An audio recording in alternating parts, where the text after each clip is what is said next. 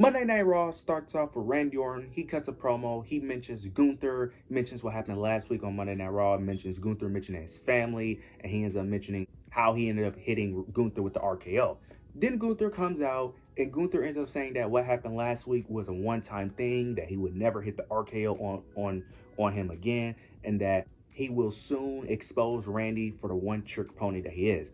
Then out of nowhere, Ludwig Kaiser ends up coming from behind, trying to attack Randy. Randy ends up getting the upper hand. Then he goes to Gunther, but then Ludwig ends up coming back in the ring, and they end up double teaming Randy Orton, and they end up standing tall, appearing up standing tall. This was an overall decent segment, nothing too major, building up their match to Bash in Berlin. I like what they've been doing with Gunther and Randy Orton, slowly building the feud up. Very interested to see how the Go Home show. I wonder how the Go Home show is going to be, because the way they're building this story, it feels like Gunther is going to lose, especially when you have Ludwig in there helping. Because Gunther uses Ludwig to a degree, but they haven't been using Ludwig as like a guy to really fight Gunther's, I wouldn't say fight his battles, but they haven't been using Ludwig in the way that they use him on tonight's show. So it's very interesting to see how the Go Home show is going to play, because typically when whoever's, dominating on the, the last show, it's typically the person that's going to lose the match for the most part. So very interested to see how the Go Home show, but I love what they've been doing with Gunther and Randy Orton. Next, we get Sheamus versus Pete Dunne, continuing their feud.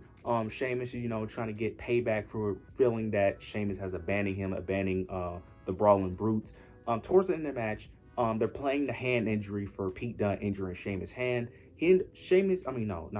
Pete Dunne ends up putting Sheamus' hand inside the turnbuckle, and then he ends up kicking his hand while he's inside the turnbuckle. Then out of nowhere, Sheamus just hawks up after that and ends up ripping the turnbuckle off. He rips it off and then ends up hitting it with a bro kick to pick up the victory.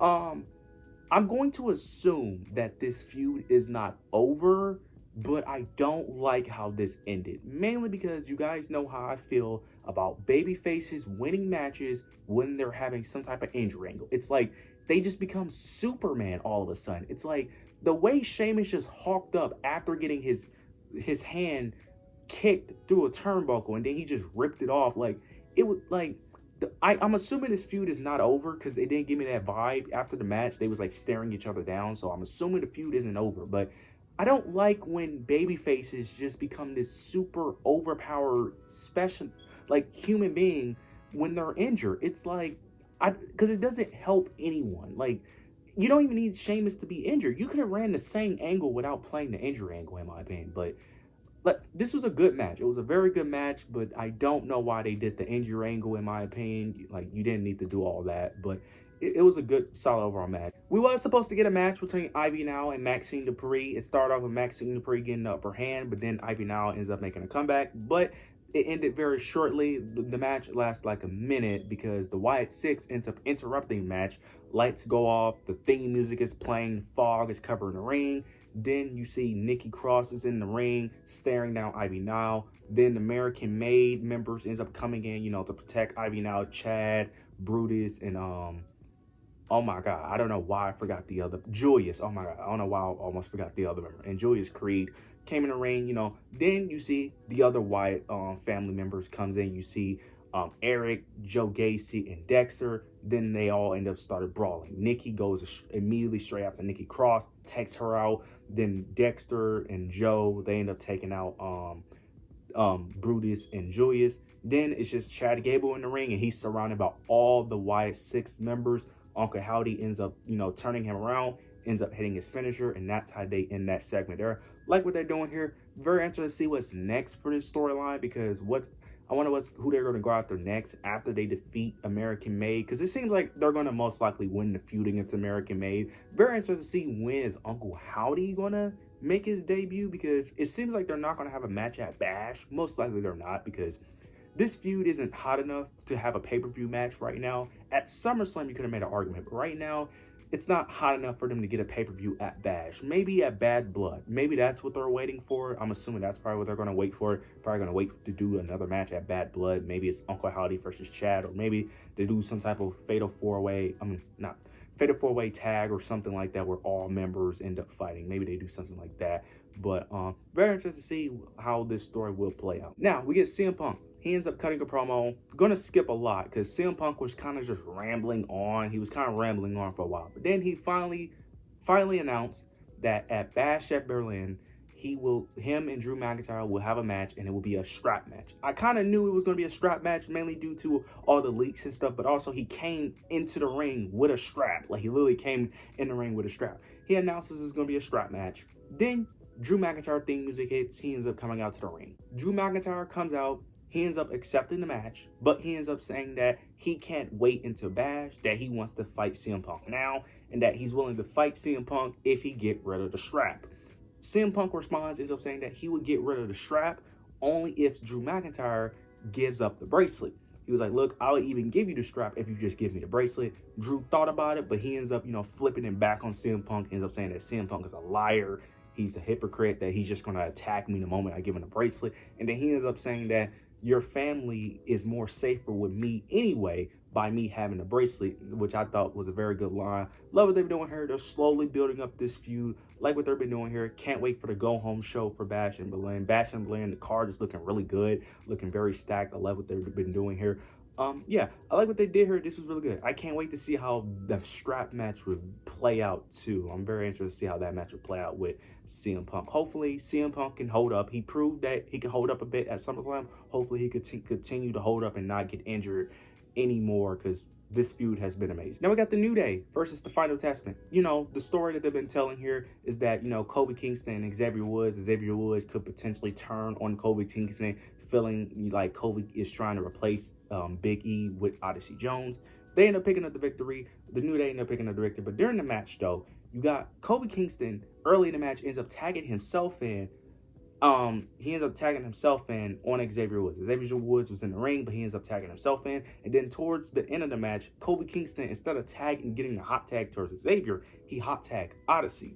They end up picking up the victory. Odyssey Jones ended up picking up the victory, which was very key, subtle hints, because each time Kofi did that, Xavier felt some type of way. So they're slowly building up this story of Xavier potentially turning heel. I don't know what the end goal here, because I don't know if turning him heel is a good idea, but I also don't know if keeping them together is either. It's very weird, because I feel like there's no big payoff either way, because the story has potential, but I also feel like this story would work better if Big E was there, maybe, but if Big E was there, I don't think they would break up anyway. So I don't know. It's very hard, because I don't know how this story would play out, and I don't know if the payoff is big enough for this story to really do a heel turn, but maybe I'm just wrong. I'm interested in the story, but I don't know if the payoff is going to be worth it in the end, but you guys let me know your opinions down below. Next, we get Bronson Reed versus The Miz. Not going to speak too much. Bronson Reed basically dominates The Miz, adding another victory, going on his Monsters run. I love what they've been doing with Bronson Reed, because hopefully they continue to build him as the dominant monster that he's supposed to be presented as. After the match, though, Braun Strowman comes in, because Bronson Reed was about to do the tsunami. He was about to do his tsunami thing again. But Bronson Reed ends up coming in and stopping Bronson Reed. They didn't brawl or anything. They just have a stare down. This has potential. This has really good potential, having two very big, strong guys battling out. This guy has potential. This can really elevate Bronson Reed as well. This is a feud that can actually work if built up properly. So I'm excited to see what's next for these two. Next, we were supposed to get Damian versus Dominic Mysterio, but during Damian's entrance, Judgment Day tried to attack, but Damian was ready for it. He ends up taking them all out. But then he ends up taking them all out. Dominic Mysterio is the only one in the ring.